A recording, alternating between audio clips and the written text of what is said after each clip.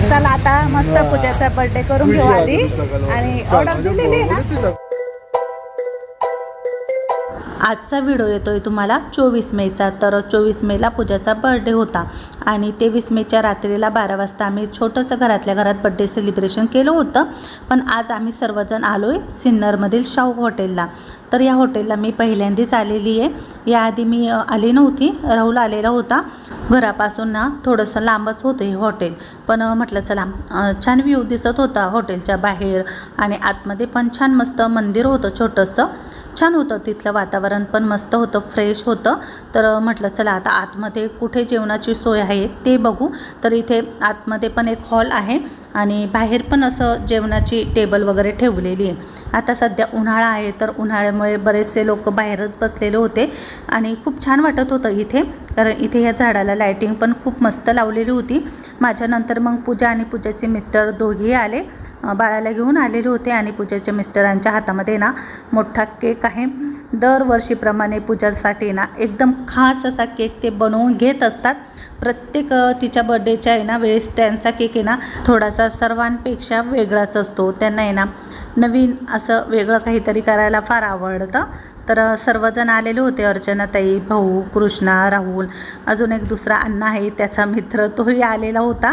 आणि पूजाचे मिस्टर आता इथे ऑर्डर देत होते, तर कोणत्या कोणत्या भाज्या छान आहेत तर राहुलन ते दोघे सांगत होते।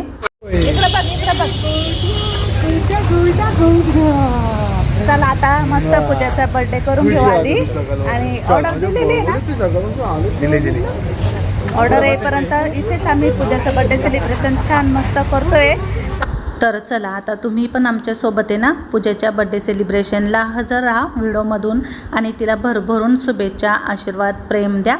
दरवर्षी पूजाचा बर्थडे ना छान पद्धतीने आम्ही साजरा करत असतो आणि आज आम्ही घरी न करता हॉटेलला आलो आहे, कारण अर्चनाताई, भाऊ ते पण आलेले होते। तर म्हटलं चला मस्त हॉटेलला जाऊ। चला तर आता पूजाच्या मिस्टरांनी केक आणलेला होता, तर खूप सुंदर असा केक होता। तर केकला आहे ना बुकेचा आकार दिलेला होता आणि शेजारी हार्टचा आकार दिलेला केक आहे। तर ह्या केकवरती ना मोती लावलेले आहे, पण ते मोती ना असली नाही आहे, म्हणजे खाण्याची मोती येते। तर ते मोती खायला खूप छान लागत होते बुकेवरचे आणि सुंदर असं मस्त त्यांनी त्यावरती डेकोरेट केलेलं होतं। खूप छान असा मस्त बुके दिसत होता केकचा आणि पूजाला पण बघताच खूप आवडला। आणि पूजाचा हा न्यू ड्रेस, तर आम्ही गेलो होतो शॉपमध्ये घ्यायला, तर तिने हा टॉप आणि जीन्स घेतलेली होती आणि त्यावरती मस्त फोटो वगैरे काढले। मग गेल्यानंतर तर सर्वांनी आधी फोटो काढले आणि नंतर मग केक कट केला आम्ही।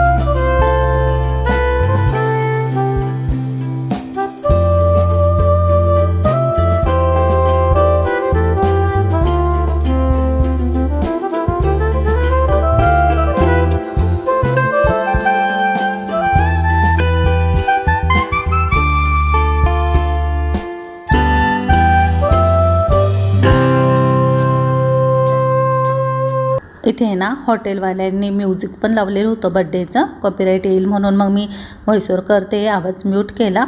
आणि ह्या हॉटेलमध्ये हे बोर्ड पण लावलेले आहे, म्हणजे जर कोणाचा बर्थडे असेल तर इथे उभं राहून केक कट करून मग फोटो वगैरे काढल्या जातील, म्हणून त्यांनी सर्व काही सोय केलेली आहे। छान वाटलं इथे येऊन। राहुल बोललाच होता की इथे छान वाटेल फोटो वगैरे काढायला, म्हणून मग आम्ही यावेळेस या हॉटेलला आलो। नाहीतर आम्ही मग सरस्वती हॉटेल किंवा पंचवटी हॉटेल किंवा मग संस्कृती हॉटेलला जात असतो। तर इथे पण छान टेस्ट होती जेवणाची। तर चला, मस्त पूजाने सर्वांना केक खाऊ घातला आणि केक खरंच खूप टेस्टी होता. थोडा आम्ही सर्वांनी केक खाल्ला आणि नंतर मग बाकीचा तिथे वेटर असतात त्यांना पण दिला. पूजाच्या लग्नानंतर पूजाचा बड्डे आमच्या घरी झाला यावर्षी, नाहीतर मागच्या वर्षी तिच्या सासरीच बड्डे झाला होता. पण आता तुम्हाला माहितीच आहे की पूजा माझ्याकडे आलेली आहे आणि बऱ्याच ताईंचा गैरसमज झालेला आहे की पूजा भांडण करून आली. तर खरं सांगते, भांडण वगैरे असं काही नाही आहे. प्रत्येक घरामध्ये छोटे मोठे वाद किंवा गैरसमज होत असतात. पण पूजाची सासूबाई ना त्याच बोलल्या होत्या की पूजाची आता एक्झाम आहे आणि 2 महिने तिचा इथे काही स्टडी होणार नाही, कारण बाळाला पण बघावं लागतं, घरातली 4 कामंही करावी लागतात. म्हणून मग तिचे मिस्टर आणि तिच्या सासूबाई बोलल्या की 2 महिने तिला तिकडेच राहू द्या, म्हणजे तिचा स्टडी पण चांगला होईल. आणि आता MDची एक्झाम आहे तिची जालन्याला, तर 17 जुलैला एक्झाम आहे आणि तिथेच मग 4-5 दिवस आम्हाला राहावं लागेल. तर राहायची सोय वगैरे पण आम्हाला अजून बघायची आहे. म्हणून मग पूजा इकडे आलेली आहे आमच्याकडे. आणि बऱ्याच ताई अजूनही कमेंट करताय की पूजा भांडण करून आली, तिला समजावून सांगा. तर असं काही नाही आहे आणि त्यामुळे तुम्ही पण गैरसमज करून नका घेऊ. चला, मस्त बड्डे सेलिब्रेशन झालं आणि त्यानंतर मग जेवणाची ऑर्डर पण आलेली होती. तर इथे शेवभाजी आलेली आहे, कांदा, लिंबू, प्लेट सर्व काही लावले गेल्या होत्या आणि छान ही वेगळीच पनीरची भाजी पूजाच्या मिस्टरांनी ऑर्डर केलेली होती, पण टेस्टला छान होती. ये आगे 5 आ गया। ये कौन सा है?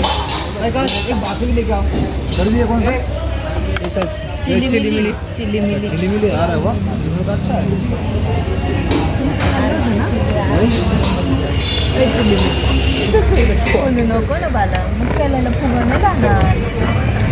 त्याला एक सेपरेट खुर्ची दे, फुगा दे पूजा.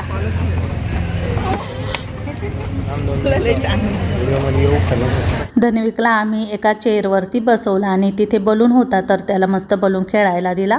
तो त्या बलूनच्या नादी लागला आणि पूजा आम्ही सर्वजण मग जेवायला बसलो. जेवण पण छान मस्त टेस्टी होतं आणि माझं जेवण झाल्यानंतर मग मी धन्विकला इकडे बाजूला टेबलवरती आणलं आणि त्याच्या हातामध्ये मस्त बलून दिले. किती क्यूट दिसतोय, मस्त बसलेला होता, बलून सोबत खेळत होता. सर्वांचं जेवण झालं आणि त्यानंतर मग आम्ही घरी जायला निघालो. रात्रीचे जवळपास 11-11:30 वाजले असतील. बराच उशीर झालेला होता आम्हाला घरी यायला.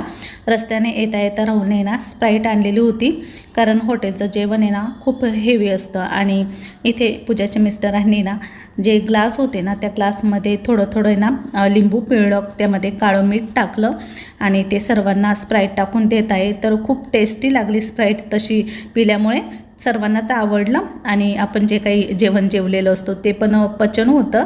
तर त्यांनी हे सर्व काही स्वतःहून केलं, कारण त्यांना माहीत होतं त्यांनी तसंच पिलेलं असेल कधीतरी, आम्हाला काही माहीत नव्हतं. म्हणून ते बोलले की मीच बनवून देतो. म्हणून त्यांनी सर्वांसाठी मस्त सोडा तो बनवलेला होता, लिंबू आणि काळं मीठ टाकलेला सोडा. लिंबूच्या रसामध्ये ती स्प्राईट ओतल्यानंतर आहे ना लगेच अशी फसफसून वरती येते, कधी खाली पण सांडते. तर राहुलच्या तर नाकातच गेली होती पिता त्यालाही खूप आवडली. तर चला, सर्वांनी मस्त स्प्राईट पिली, त्यामुळे खूप छान वाटलं. आणि अजून एक सांगते, तर आमच्या जावयांसोबत आहे ना आमचं जावयांचं नातं नाही तर मुलासारखं नातं आहे, कारण लहानपणापासूनच ते आमच्यासमोर वाढलेले, खेळलेले आणि इथेच राहिलं आहे आमच्यासमोर, त्यामुळे ते काही आम्हाला परके नाही आहे. बरेच ताई म्हणतील की जावयांसमोर थोडंसं मानपान घेतला पाहिजे, तर आम्ही त्यांना मानही तितकाच देतो, पण ते एकदम फ्रेंडली वागतात आमच्या घरामध्ये किंवा आमच्यासोबत. आणि त्यामुळे मग आम्हीसुद्धा त्यांच्यासोबत एकदम आपल्या मुलांप्रमाणेच समजतो. जसे मला राहुल आणि पूजा आहेत तसेच ते पण आहे. तर चला, सर्वात शेवटी मग त्यांनी स्वतःला स्प्राईट घेतली. हाय हॅलो सर्वांना, शुभ दुपार, नमस्कार. मी सुवर्णा आणि परत एकदा तुमचं सर्वांचं माझ्या एका नवीन मराठी ब्लॉग चॅनलवर अगदी मनापासून स्वागत. आजचा दिवस तुम्हाला खूप छान मस्त आनंदाचा, आरोग्याचा जाऊ दे, हीच बाप्पांच्या चरणी प्रार्थना. दुपारच्या आता आहे ना 2:30-3 वाजत आलेले. तर सकाळपासून आहे ना थोडंसं किचन वगैरे आवरायचं काम चालू होतं. सकाळचा स्वयंपाक झाला. आज सोमवार आहे तर उपवास आहे आम्हाला. पूजाला, अर्चनाताईंना, आम्हाला, मिस्टरांना, तर आम्ही सगळ्यांना खिचडी बनवली आणि स्वयंपाक पण बनवला बाकीच्यांना. तर सर्व काही आवरलेलं आहे सकाळचं, म्हणजे स्वयंपाक वगैरे, जेवण वगैरे आवरलेलं आहे. पण आता दुपारची पुन्हा स्वयंपाकाला सुरुवात झालेली आहे, कारण आज आहे ना अर्चना ताईचा भाऊंचा मस्त अधिक मास धोंड्याचा महिना साजरा करायचा आहे. तर आजचाही व्हिडिओ स्किप न करता संपूर्ण बघा. तर आता मी कुकरमध्ये ना हरभरा डाळ शिजत टाकलेली आहे. चला काय काय केलं तेही दाखवते. हे बघा थोडंसं किचन आहे ना, म्हणजे अजून आवरायचं काम चालूच आहे. अजून बरीचशी भांडी घासायची बाकी आहे. आणि वरती इकडे ना लॅपटॉपवरती बघा डबे ठेवलेले आहे. डब्यांवरती नावं पण टाकलेली आहे मी, कारण माझ्या लक्षात येत नाही कशात काय ठेवलेलं आहे कशात काय नाही. आणि किचनला कलर दिलेला आहे. तर तुम्हाला दाखवलं नाही मी कलर कोणता दिलेला आहे. तर क्रीम कलर दिलेला आहे मी किचनला. बघा टाकले का कपडे सुकायला, मोती कलर. पूजाने पण कपडे वॉशिंग मशीनला लावले होते, आता सुकायला टाकले. बाहेर भांडेवाले ताई आलेले आहे, ते भांडी घासताय. खूप जास्त पसारा झालेला आहे भांड्यांचा बाहेर. तर चला आता स्वयंपाक पण चालू आहे. आणि पूजा आहे ना मस्त डेकोरेशन करणार आहे आज. मिस्टर करतात, तेवढी परफेक्ट नाही जमणार, पण जशी जमेल तशी छान करण्याचा प्रयत्न करणार आहे. तर ब्लॉग स्किप न करता बघत राहा. हे बघा वरती मी आहे ना ॲल्युमिनियमचे डब्बे ना, त्यामध्ये पापड उपवासाचे जे पदार्थ असतात, नागलेचे पापड वगैरे ते सर्व काही भरलेलं आहे. असं थोडंसं भरून ठेवले डब्बे. आणि अजून बरंचसं आवरायचं बाकी आहे. ग्लासच्या बरण्या पण मला अजून स्वच्छ धुवायच्या आहे. उंदीर मामा काय खातोय? केक. धन्विक पुढे खेळतोय. काय करतोय ग लाडू? खेळतोय का? अधिक मासमध्ये आपण बत्तासाचे किंवा मग अनारसाचे वाण देतो. तर मी ना रेडीमेड हे अनारसा पीठ घेऊन आले मार्केटमधून. खरं तर मी कधी रेडीमेड पीठ वापरलेलं नाही आहे, पण यावर्षी ना मला तांदूळ भिजत टाकायला इतका वेळ पण मिळाला नाही, कारण घरातली सर्व काही कामं काढलेली होती. आणि 2 दिवसापूर्वी आम्ही बाहेरच फिरत होतो. तर म्हटलं चला आता रेडीमेडच पीठ आणू. तर रेडीमेड पिठाच्या कशा होत्या आता अनारसा तेच बघूया, कारण मी याआधी कधी रेडीमेड पीठ वापरलंच नाही. मी घरीच तांदूळ भिजवून ते मिक्सरला बारीक करून किंवा चक्कीमध्ये बारीक करून आणते आणि त्यामध्ये मग गूळ मिक्स करते. पण म्हटलं चला आता यामध्ये अगदी 1 चमचा किंवा 2च चमचे दूध टाकायचं. खूप जास्त दूध टाकायचं नाही, कारण रेडीमेड पिठामध्ये ना फक्त गूळ आणि तांदूळ मिक्स असतं. पण याला आहे ना थोडंसं दूध लावल्यामुळे ना गुळाचं आपोआप पाणी सुटतं आणि मिश्रण आहे ना सैल होतं. तर मी हाताने छान असं चांगलं मळून घेते, पण हाताने काही ते व्यवस्थित एकजीव होत नव्हतं. म्हणून मग मी थोडंसं डोकं लावलं. म्हटलं आता चला याला आहे ना मिक्सरच्या भांड्यामध्ये टाकू. मिक्सरच्या भांड्यामध्ये टाकल्यानंतर त्याला छान असं फिरवून घेऊ, म्हणजे त्यातल्या ज्या काही गुठळ्या वगैरे असतील त्या सर्व काही मोडून जातील आणि पीठ छान असं मऊसूत प्लेन होईल. म्हणून मग मी थोडीशी काहीतरी आयडिया केली. पण खरंच पीठ खूप छान मस्त झालं. पण माझ्याकडे ना पुन्हा थोडंसं दूध जास्त झालं, कारण आधी मी टाकलं ना ते बरोबर होतं, पण मी नंतर पुन्हा 1 चमचा वाढवलं, मिक्सरमध्ये टाकलं आणि त्यामुळे हे मिश्रण थोडंसं सैलसर झालं.